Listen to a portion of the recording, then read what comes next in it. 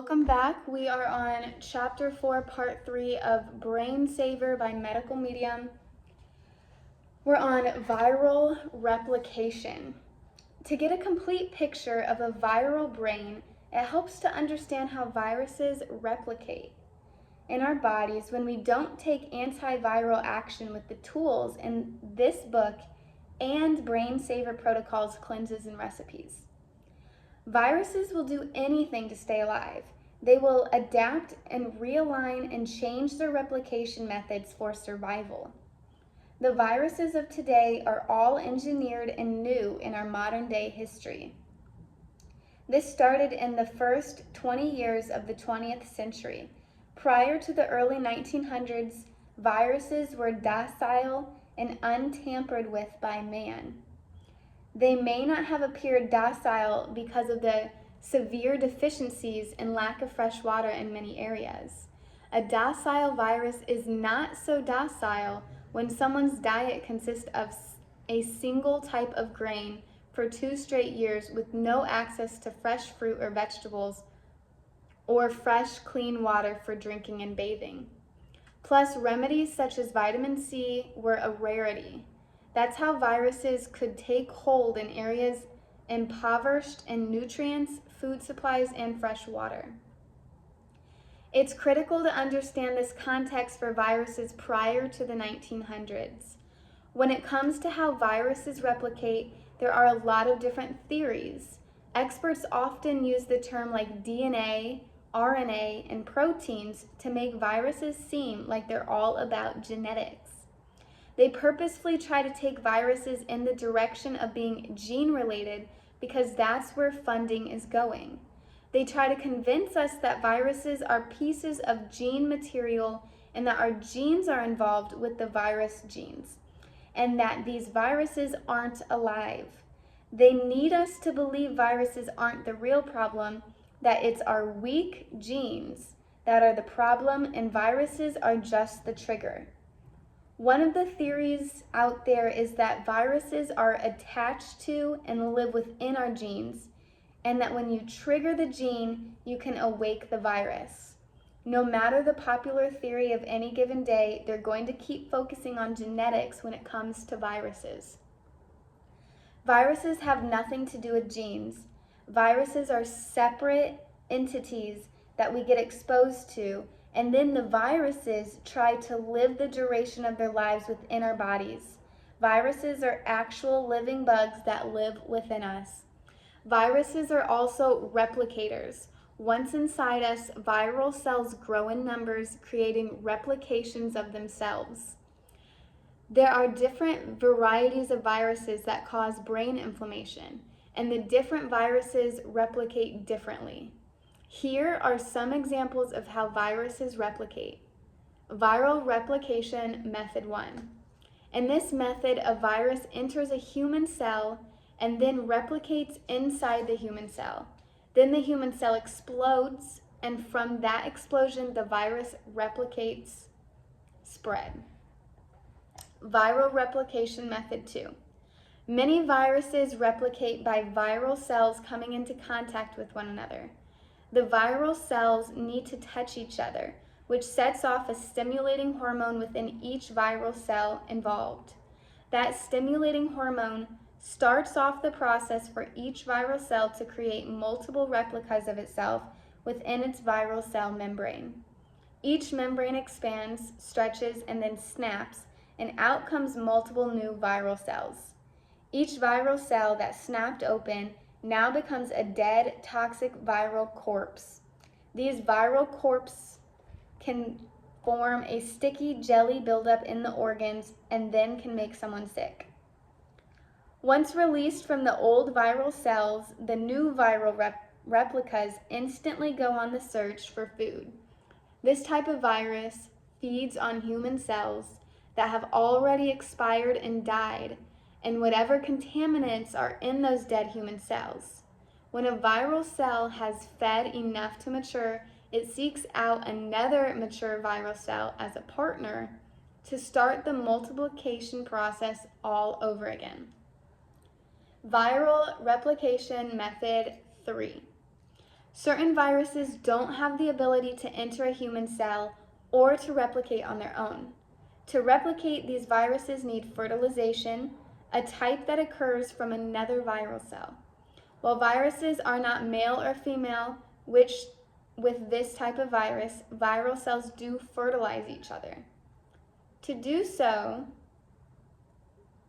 the viral cells will communicate between each other, and they will eventually find each other inside the body and join together for the fertilization process. One viral cell fertilizes the other, and then the fertilized viral cell releases eggs into the bloodstream or organs. This is one way the mutation process happens. If two viral cells of the same virus get different mutations joined together, their offspring after the fertilization process will be different from what the parent viruses were. While the offspring viral cells will resemble the parent cells, there will be a slight mutation. Viral replication method 4. For this type of replication, no fertilization or stimulating hormone is required. Certain varieties of viruses attach to human cell tissue, with individual viral cells releasing viral eggs. It happens when a viral cell matures and nears the end of its life cycle, at which point the viral cell produces eggs within itself and tries to find a human host cell into which it can inject those eggs. These viruses can pierce and inject anywhere from half a dozen to over 50 eggs into a human cell, expanding that cell as the viral eggs hatch, exploding the human cell, and releasing the hatched viral cells. Viral replication method 5. When a virus of this type is aging out and reaching its shelf life, it can replicate a newer version of itself as its old carcass and viral cell casing shed away. This is a transformational virus that replicates through cell transformation. And last one, viral replication method 6. In this method, when a viral cell reaches the end of maturity and will be dying soon, it releases a signal through chemical compounds it excretes that it's at the end of its life cycle. A number of other viral cells answering the call cluster around the mature viral cell to be fertilized. Once the viral cells are fertilized, the cluster breaks up and the fertilized viral cells search for human host cells. Each fertilized viral cell injects one egg inside one human host cell, and then each egg hatches inside each human host cell. This is a slow replicating type of virus. Damn, that's a lot. Like, I might have to re-listen or reread that. I did not know that. That's a lot of different methods a virus can continue its life cycle in us and cause damage. This is not an exhaustive list, Lord, of how viruses can replicate. It's a look at some of the common examples. And keep in mind, most anything to do with viral replication remains undiscovered by publicly known medical research and science. They're still debating theories among themselves about the basic nature of viruses. For the methods of viral replication that require viral cells to come into contact or fertilize each other, one single viral cell can live inside you without another viral cell, waiting for your exposure to another viral cell of the same virus.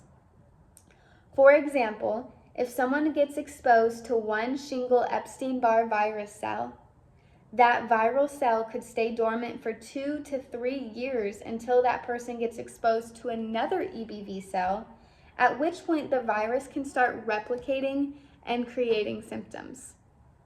Goodness. That said, when someone gets exposed to a virus, they're usually not exposed to only one viral cell.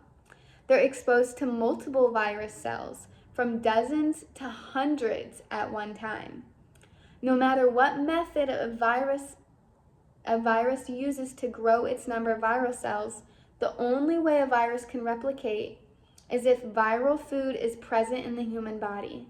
Baby viruses need fuel sources inside human cells in order to grow, which is why it's so important to keep coming back to the information from the previous section, what viruses love to eat, and reminding yourselves that we can starve viruses if we want to stop viral replication in its tracks. As a recap, the main food sources of a virus is dairy, gluten, eggs, and corn. Go back to my last section if you want to listen to more in depth. Viruses also need weakened, I actually kind of want to underline that you can starve the virus. You don't have to live with your symptoms forever. The viruses can starve off. Viruses also need weakened human cells to enter, cells that are lacking in supplies. If a human cell is dehydrated due to caffeine, vinegar, and salt, and if it doesn't have enough vitamin C, zinc, and other trace minerals inside it, then it's a susceptible, vulnerable cell that viruses can break into. Which I do have my orange juice right here. Makes me want a sip of that. Vitamin C. On the other hand, if a human cell is strong enough, hydrated enough, and abundant enough in phytochemical compounds, antioxidants such as vitamin C, melatonin, minerals, trace minerals such as zinc, and multiple antiviral compounds from fruits, herbs, leafy greens, wild foods, and vegetables, it's much more difficult for a virus to invade the human cell.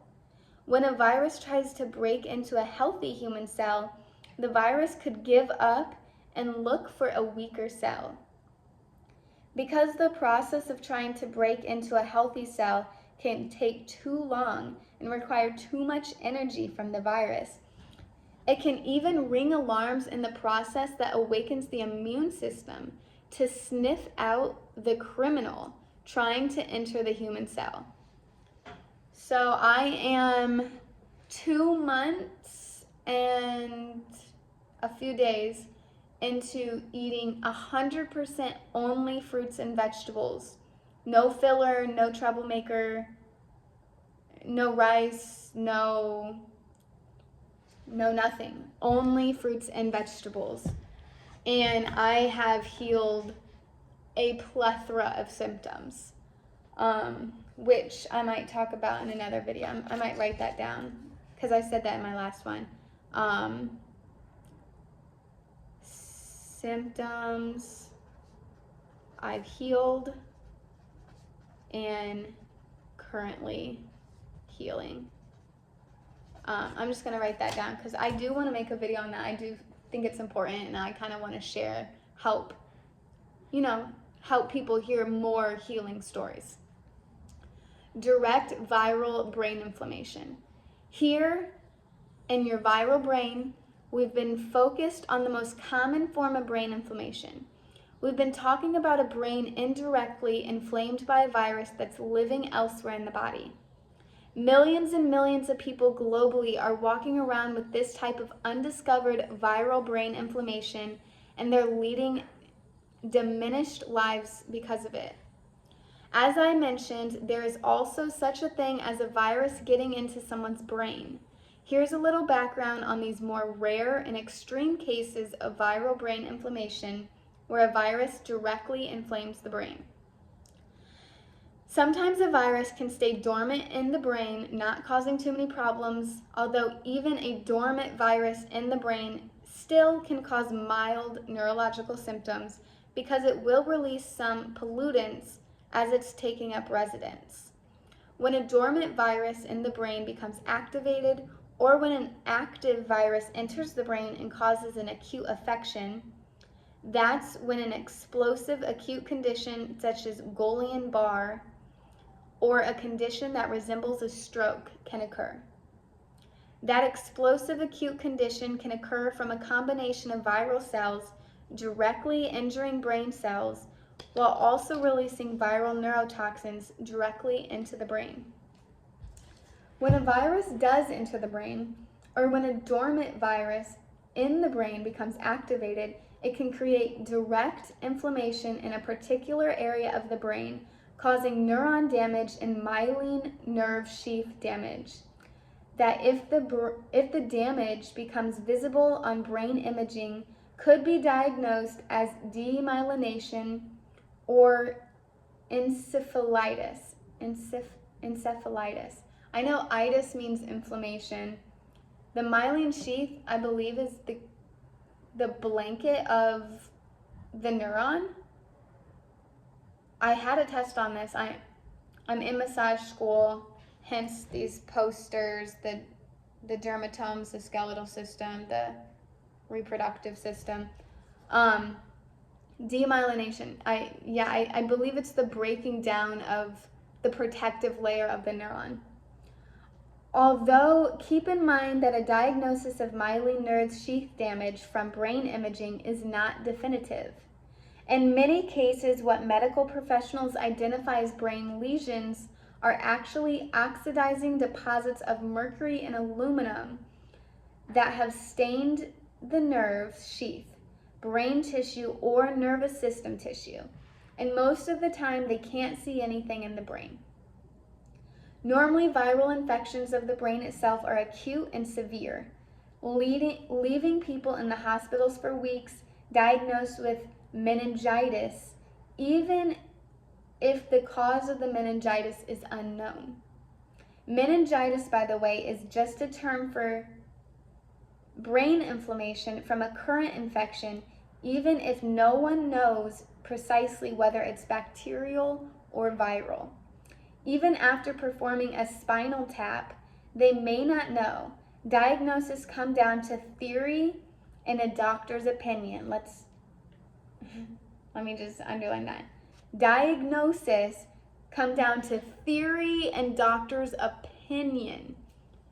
Now, when I'm looking to heal from a chronic illness or just an illness in general, I'm not looking for an opinion. I'm looking for fact. I'm looking for true knowledge. And I'm not looking for a theory. I'm looking for solid facts, right? Which is what this book gives. And that is exactly how I have been able to heal from my symptoms. I've tried doctors for years. I'm not against doctors, but that right there, the diagnosis come down to theory and doctor's opinion. And I didn't like my doctor's opinion. It wasn't working. And this is what worked for me. Spinal taps are almost always unnecessary and rarely offer any clues or insights into a medical problem when it comes to chronic sickness or acute sickness that becomes chronic. Spinal taps were adopted by the medical industry when the industry realized it could administer a spinal tap. It's almost always a formality versus an avenue that actually provides answers. Spinal taps can cause unnecessary damage to the spinal cord. Spinal taps are antiquated. The analysis of the spinal fluid is not advanced. The medical industry should stop performing spinal taps unless they learn to start testing for pertinent or relevant contaminants and viral byproduct inside the spinal fluid, which they do not. As a result of the extreme inflammation of an active viral infection in the brain, patients can experience fever and severe neurological weakness, continual migraine, pressure in the head, or burning pain in the head. Symptoms can vary depending on where the viral infection is in the brain. And it's not easy to distinguish the difference between neurological symptoms from a virus inside the brain versus symptoms from neurotoxins traveling to the brain from a virus somewhere else in the body. For example, sometimes a person can experience what feels like a fever, where they have the sensation in their head burning hot, even when a thermometer reading shows they don't have a fever. This is a case of nerves burning from the inside. It can be experienced without a virus in the brain and instead from a large degree of neurotoxins that have gone to the brain and inflamed the brain tissue. Or the feverish without a fever symptoms can occur from a virus in the brain directly injuring nerves. Chills without fever are a symptom of neurotoxins' effect on brain tissue. The feeling that the head is extremely heavy, that the head is swollen, or that it's hard to hold up the head on the body can be symptomatic of a virus in the brain latching onto nerves themselves, onto nerves there, or they can be symptoms of viral neurotoxins, our overburdened immune system.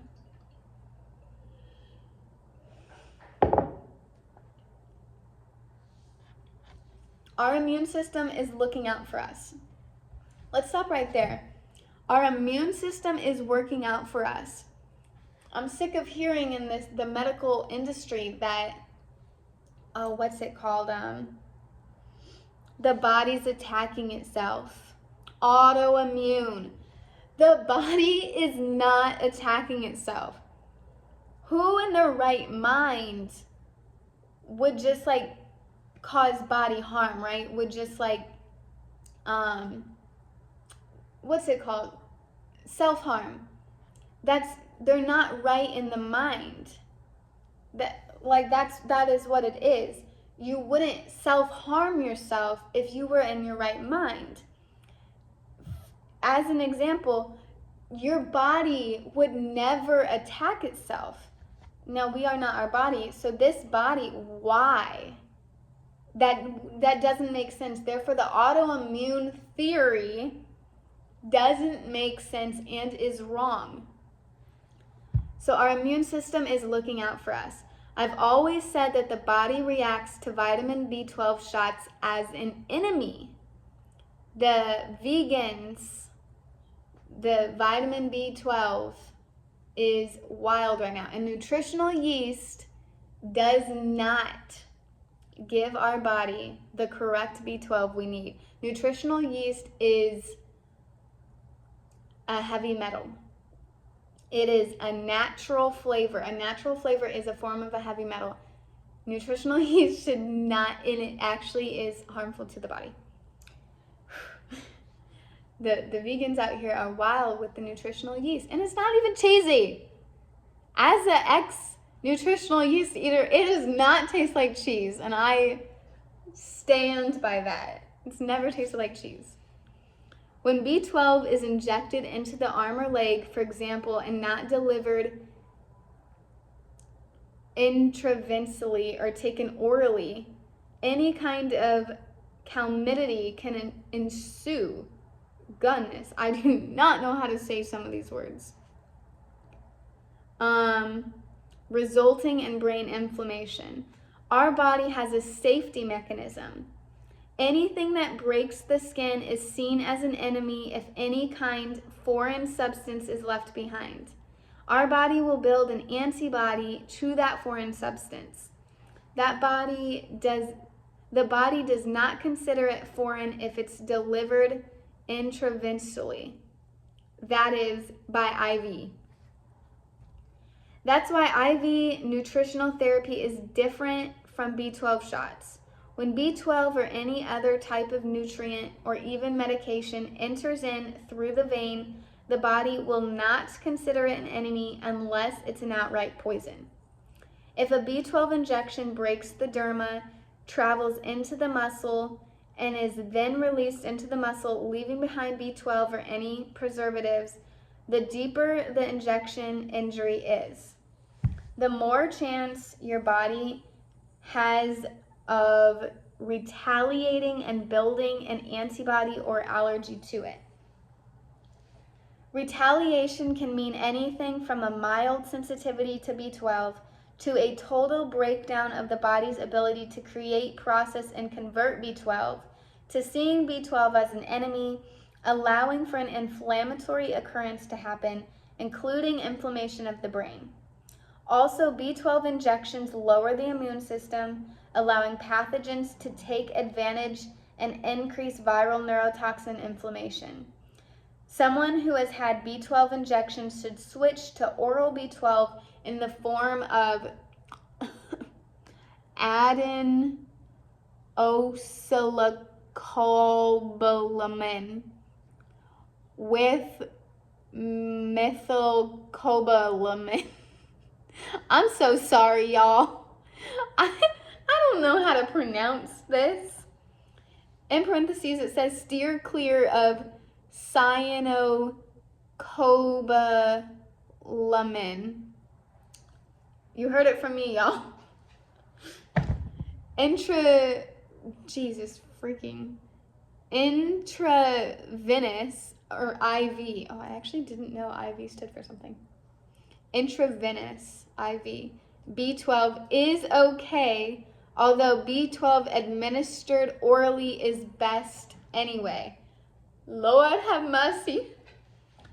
I do take B12 sometimes orally. I take Vimergy. I wanted to actually finish with this one. I think I could. The same applies to antibodies delivered via injections to the allergy shots. If the needle goes deeper than the derma and enters into the muscle, there's a greater chance for the body to see the antibiotic or allergy shot serum as an enemy to build an antibody resistance or allergy against that antibiotic or allergy shot. Yes, allergy shots create more allergies. The same could happen with cosmetic injections. While cosmetic injections are usually just underneath the derma, cosmetic injuries do occur, where the needle accidentally goes a little farther and ends up directly in connective facial tissue, main nerves, or deeper in blood vessels in the bloodstream. When this happens, the body sees the cosmetic injection substance as the enemy and can build an antibody resistance or allergy to its components, such as to the botulinum toxin that is commonly used. The original trend was for women in their 40s and 50s to get cosmetic injections. Now younger generations in their teens and 20s are getting cosmetic injections, giving them an additional 20 to 30 years of exposure. Damn. That means 20 to 30 extra years to build up antibodies and allergies to the injection and cosmetic fillers, placing an additional load on the immune system, which weakens and lowers the immune system, allowing common everyday viruses such as EBV to cause brain inflammation that much earlier in life. Goodness. I was actually in class yesterday, and I was saying how most people know I'm on some form of healing journey. I don't talk about it too much because a lot of people honestly don't want to hear it. But I had a classmate tell me that eating fruits and vegetables solely is unhealthy and I need a balanced diet. And you know what they said? They said, I think you need a balanced diet. That doesn't sound healthy. I think you need to eat a Pop-Tart. And I was like, a Pop-Tart? There's no way a Pop-Tart is healthy. And there's no way I would put that into this body. And they said, I don't know. I think you need to find balance. So what has this world come to? That finding balance is eating from the middle aisle a Pop-Tart, a highly processed, probably very little real ingredients, potentially 100% chemical based. But I need to find balance. This is why I don't talk about my health journey to many people. I will online because people want to hear it and might be seeking it out, right? But like in my everyday personal life, people do not want to hear of my success changing my diet. And most people, actually everybody that I know, is eating foods that are causing illness. So of course they don't want to hear it. So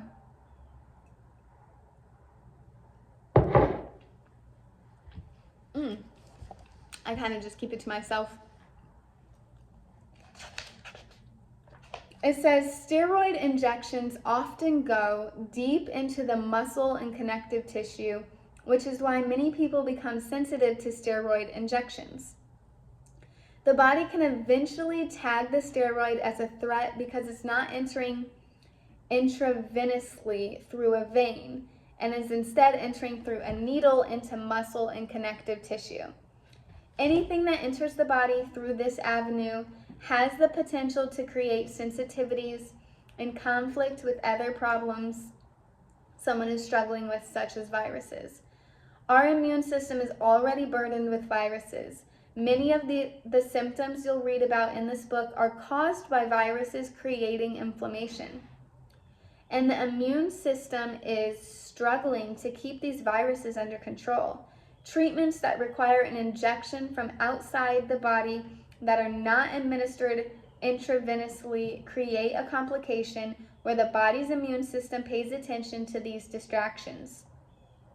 Your immune system is now trying to decipher the poison, the toxin, or the foreign invader as friend or foe, and then making a decision about whether the body needs to create an antibody or chemical compound for resistance purposes to protect the brain and other organs. This strain on the immune system can be a trigger for viruses to take advantage. Previously, the immune system might have had EBV, cytomegalovirus, HHV6, HHV7, herpes simplex 1, herpes simplex 2, or shingles under control.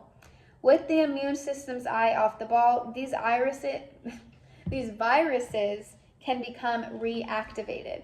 Okay, yeah, last section here. A future of brain inflammation.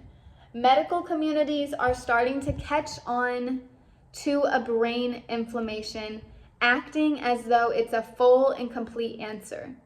The groundbreaking truth about viral-caused inflammation in the first medical medium book prompted great interest from the field of medicine.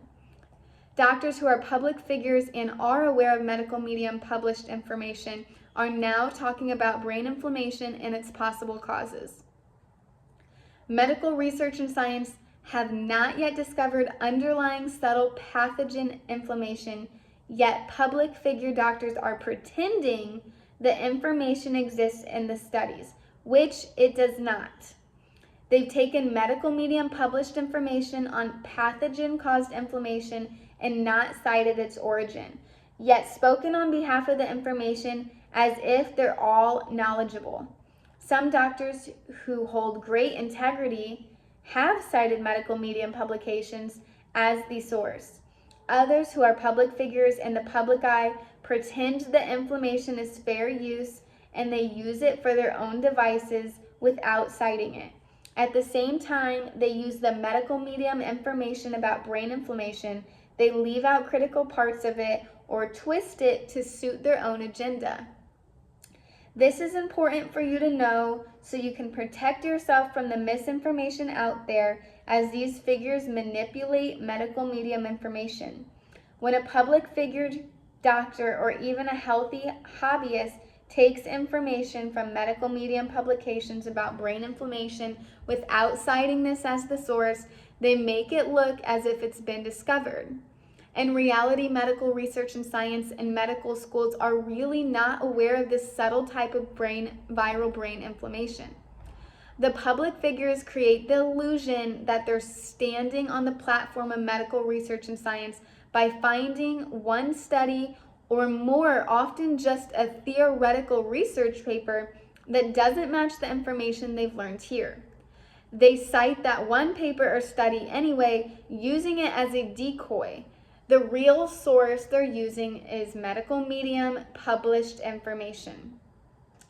Accepting that there's underlying subtle brain inflammation in millions of people would be a colossal breakthrough in the field of medicine.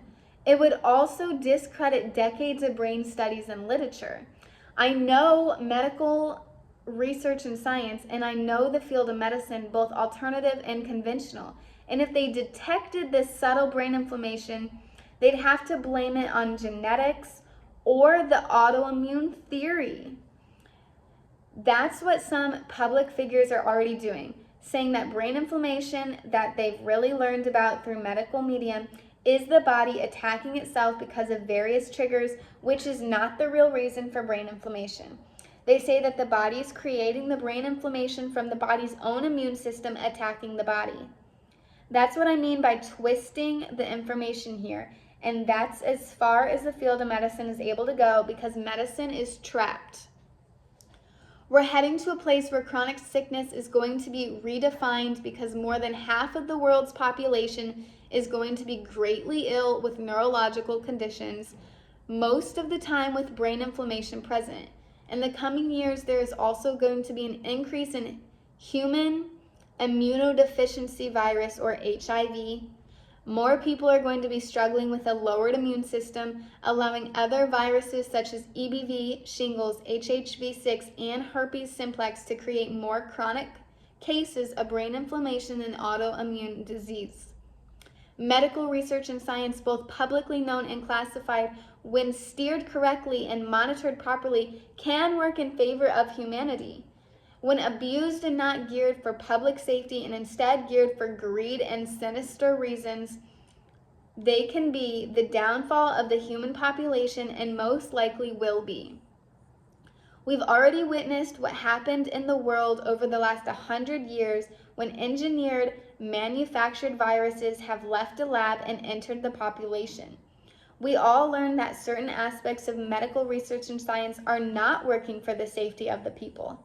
With the knowledge about why you've experienced the health challenges that have held you back in life, you gain the healing tools and insights to change your experience and start living your life without the limitations of viral brain. No matter what battles are wagged in the medical arena. All right, that is the end of chapter 4. That was a good chapter.